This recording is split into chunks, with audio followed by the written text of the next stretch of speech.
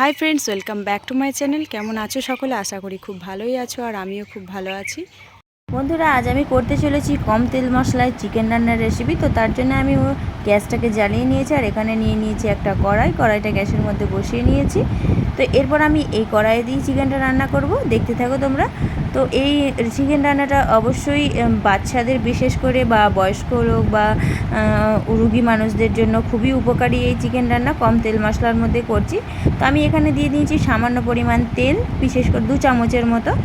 তো এই তেলটা ভালো করে গরম হয়ে গেলে আমি দিয়ে নেব এর মধ্যে চিকেন। আমি চিকেনগুলো আস্তে আস্তে দিয়ে নিয়েছি বন্ধুরা। তো ভালো করে নাড়াচাড়া করে নেব চিকেনগুলো। তো আমি যেহেতু কম তেল মশলার মধ্যে করব, তো সেহেতু আমি একদম হালকার উপরে রান্নাটাই করব, তোমরা দেখলে বুঝতে পারবে। তো আর খুবই টেস্টি হবে, যে মুখে একদম যারা খেতে পছন্দ করে না, তেল মশলা ছাড়া না খায় না, তাদের জন্য খুবই এটা দরকার। এইটা হালকা মশলার মধ্যেই রান্নাটা করছি আমি। তো আমি এর মধ্যে দিয়ে নিলাম নুনটা দিয়েও নাড়াচাড়া করে নিচ্ছি। রুগীদের জন্য খুবই উপকারী এই চিকেন রান্নাটা। বেশি তেল মশলা নয়, খুব কম তেল মশলার মধ্যে রান্না।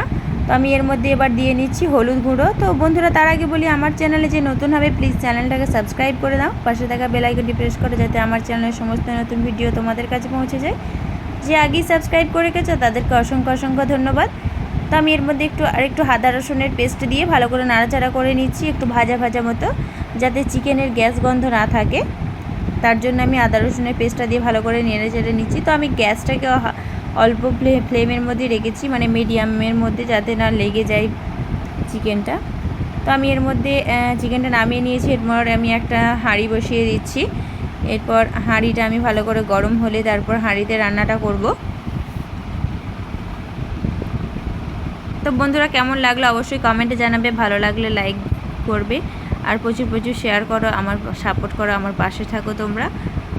তো এরপর হাঁড়িটা গরম হয়ে গেছে, দেখতে পাচ্ছ হাঁড়ির মধ্যে থাকা জলগুলো ভালো করে গরমের মধ্যে ফুটে উঠেছে।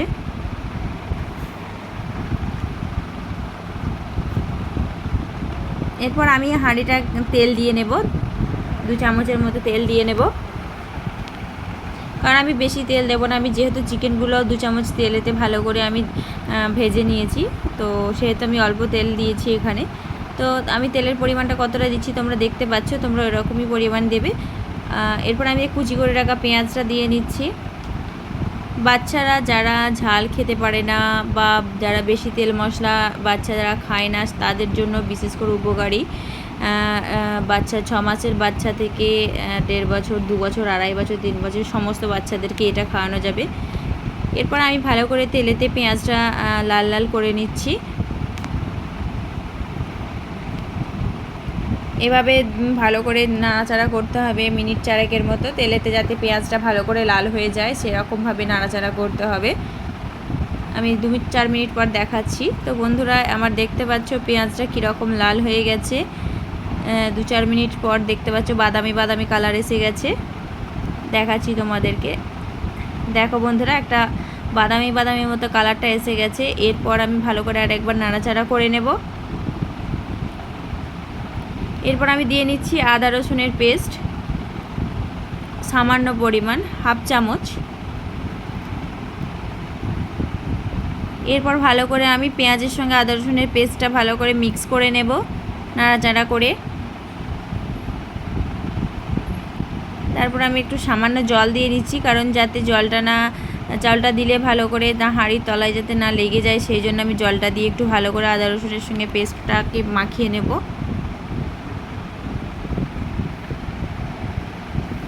এরপর আমি দিয়ে নিচ্ছি বন্ধুরা নুনটাকে ওর সঙ্গে ভালো করে মিক্স করে নেব। তো এইভাবে রান্না করলে বাচ্চা বয়স্ক সবাই খেতে পছন্দও করে, আর উপকারী এই ঝোলটা, চিকেনের ঝোলটা। সামান্য জল দিয়ে দিলাম যাতে না লেগে যায় আর একটু।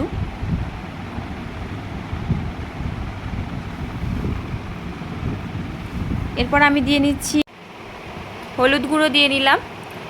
এরপর আমি ভালো করে হলুদ গুঁড়োটাকেও মিক্স করে নেব, তো পরিমাণটা খুবই অল্প। এরপর আমি দিয়ে নেব টমেটো কুচি। টমেটোটাকে আমি ছোট ছোট করে কুচি করে রেখেছিলাম, সেই টমেটো কুচিটাকে আমি দিয়ে নিলাম। এই রকম ছোট ছোট কুচি করে রেখেছিলাম। এভাবে আমি মিক্স করে নেব টমেটো কুচিটাকেও।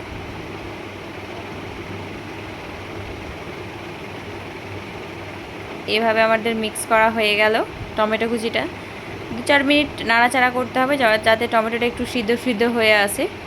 তারপরে আমি দিয়ে নিচ্ছি জিরের গুঁড়ো।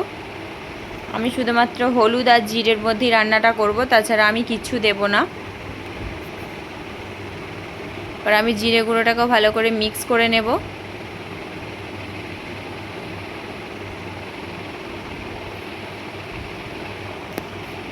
আমি একটু সামান্য জল দিয়ে নিচ্ছি বন্ধুরা। জলটা দিয়েও ভালো করে মিক্স করে নেব।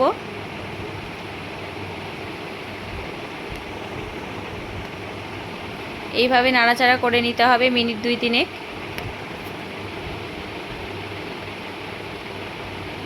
দেখতে পাচ্ছ জলটা শুকিয়ে শুকিয়ে এসেছে।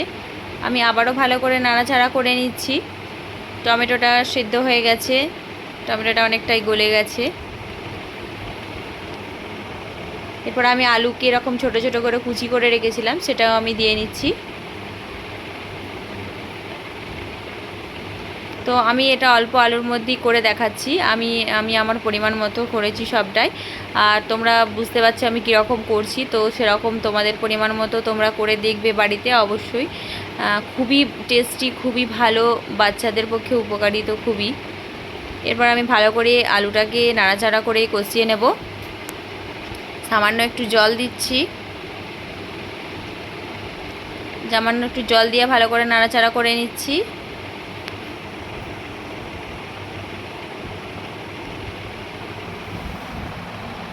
এভাবে নাড়াচাড়া করতে হবে যাতে আলুগুলো একটু ভালো করে সিদ্ধ সিদ্ধ হয়ে আসে। আমি একটু জল দিয়ে নিলাম আরে একটু।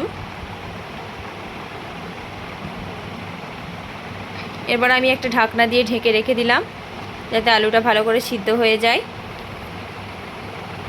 আমি দেখাচ্ছি, দেখতে পাচ্ছ বন্ধুরা জলটা একটু মরে মরে এসেছে আর আলুগুলো একটু সিদ্ধ সিদ্ধ হয়ে এসেছে।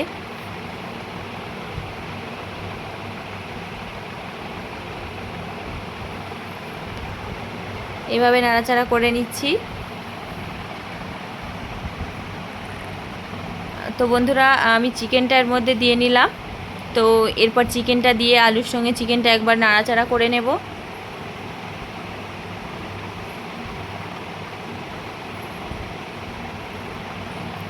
এইভাবে আমার পুরোটা মিক্স করা হয়ে গেছে চিকেন প্লাস আলু। আমি জল দিয়ে নেব। জল দিয়ে ভালো করে মশলাগুলো গা থেকে নামিয়ে নেব। হাঁড়ির গায়ে লেগে আছে যে মশলাগুলো, সেগুলো নামিয়ে নেব। আমার আজকে দেখতেই পাচ্ছ প্রায় রান্নার শেষের দিকে। এরপর আমি একটা ঢাকনা দিয়ে ঢেকে নেব। দেখতে পাচ্ছ আমার বন্ধুরা ঢাকনা দিয়ে ঢাকা হয়ে গেছিলো মিনিট 2-3। তারপরে আমি ভালো করে খুলে দেখাচ্ছি আলুগুলো প্রায় সিদ্ধ হয়ে এসেছে। খুবই পাতলা কম মশলার মধ্যে যেরকম রান্না হয় সেরকম হয়েছে, খুবই সুন্দর। তো আজকে আমার রান্নাটা কেমন লাগলো অবশ্যই আমাকে কমেন্টে জানাবে, লাইক শেয়ার করে দেবে প্লিজ। আমার রান্নাটা পুরোপুরি কমপ্লিট হয়ে গেছে বন্ধুরা। এরপর আমি গ্যাসটাকে বন্ধ করে দেব। তো আজকের মতো এই পর্যন্তই। নেক্সট ভিডিও নিয়ে আবার দেখা হচ্ছে। ততক্ষণের জন্য টাটা, ভালো থেকো, সুস্থ থেকো, সাবধানে থেকো।